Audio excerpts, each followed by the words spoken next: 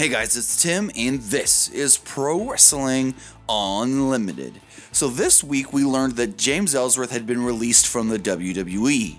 He had been with WWE for 1 year after last year signing a 1-year contract, and, things that happened over the last couple of months with Ellsworth are now starting to make more sense, and him quote-unquote winning the Women's Money in the Bank ladder match isn't as random as we thought, as that was going to lead to a WrestleMania moment, a WrestleMania match that would have made James Ellsworth the most talked about superstar at next year's WrestleMania, not just with pro wrestling fans, but most likely with mainstream media. Now yesterday, Pro Wrestling Sheet's James McMahon tweeted the following: "Wow, they really are cutting side costs. Heard for months there had been plans in place for Ellsworth at Mania." So last night, like they do every Thursday, Pro Wrestling Sheet does their Wrestling Sheet radio. James McMahon doesn't normally do the show, but he did call in because he had some stuff to say about Ellsworth. And apparently, Vince McMahon had huge plans for Ellsworth at WrestleMania. McKenna goes on to say that Vince McMahon himself had pitched ideas to do a transgender character with James Ellsworth. This would ultimately lead to James Ellsworth challenging Charlotte Flair at WrestleMania 34 for the SmackDown Live Women's Championship. The premise of the story would be James Ellsworth announces that he's transitioning into a female, and because he's now identifying himself as a female, he is in the right to challenge for the Women's Championship. I don't know exactly how far this really went as far as the planning process, but with him winning, quote-unquote winning, the Women's Money in the Bank and then giving it to Carmella and all that stuff, that wasn't just done randomly. That was done to start setting this all up. McKenna said that he first heard about the WrestleMania plans and the transgender character in August. So really, the timeline does kind of fit, because in August as well, right around Money in the Bank time and all that, Triple H did an interview talking about James Ellsworth, and he said something about, we don't even know if he's 100% man.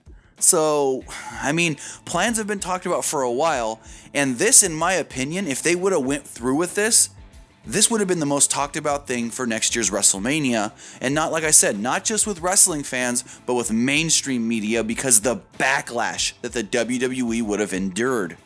Now, what I mean by backlash is because James Ellsworth would go on television and say, I'm transitioning into a woman. With that, I'm challenging for the Women's Championship.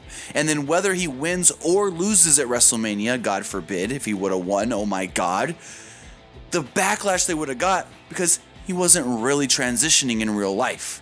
If he was transitioning in real life, then it would have been fine, it would have been all right. But with James Ellsworth not, I don't think, wanting to transition into a female in real life, mainstream media would have picked up on this, and they would have started calling WWE out for making fun, I guess you can say, of transgenders, for making the transgender thing a farce, saying that it's nothing more than a joke because a man can pretend, quote unquote, that he's going to transition just to challenge women and then not transition. So they're not doing it, but it was something that Vince McMahon himself wanted to do, a plan that Vince thought up. And I guess, when they decided about a week or two ago, we're going to let James Ellsworth go, they fast-tracked the intergender storyline. They didn't do the whole transgender thing, but they fast-tracked it in a way for him to take on Becky Lynch, and then during the European tour, going on with the whole women beating him up thing. So, for Vince to think like this, for this to even have been a possibility, just think about it. Ellsworth had won Money in the Bank, quote-unquote.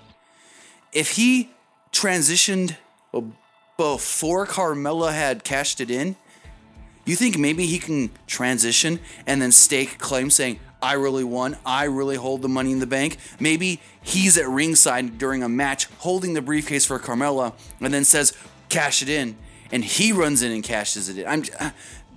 there's so much fantasy booking here you could think of, but it's just, in my opinion, nothing against transgender or anything, but I'm kind of glad they didn't do it because of the hate and the backlash and the repercussions that would have come from doing this storyline. So now I want to hear from you guys. I want to know your thoughts on a possible transgender storyline that would have culminated next year at WrestleMania with James Ellsworth challenging Charlotte Flair for the SmackDown Women's Championship. Are you a fan of Lucha Libre, but also a fan of Netflix Stranger Things? Well, we have merged the two together to create Lucha Things. Yes, Lucha Things. Get your very own Lucha Things t-shirt, hoodie, pillow, sticker, and more. Only available at the Pro Wrestling Unlimited TeePublic store. All Lucha Things merchandise is currently on sale, but the sale is only going to last for a limited amount of time, so go get it before the sale ends. But that's going to do it for this episode. Remember to comment below, like and share this video, like us on Facebook, Instagram, and Twitter, subscribe here on YouTube, and follow PWUnlimited.net for the latest in pro wrestling news.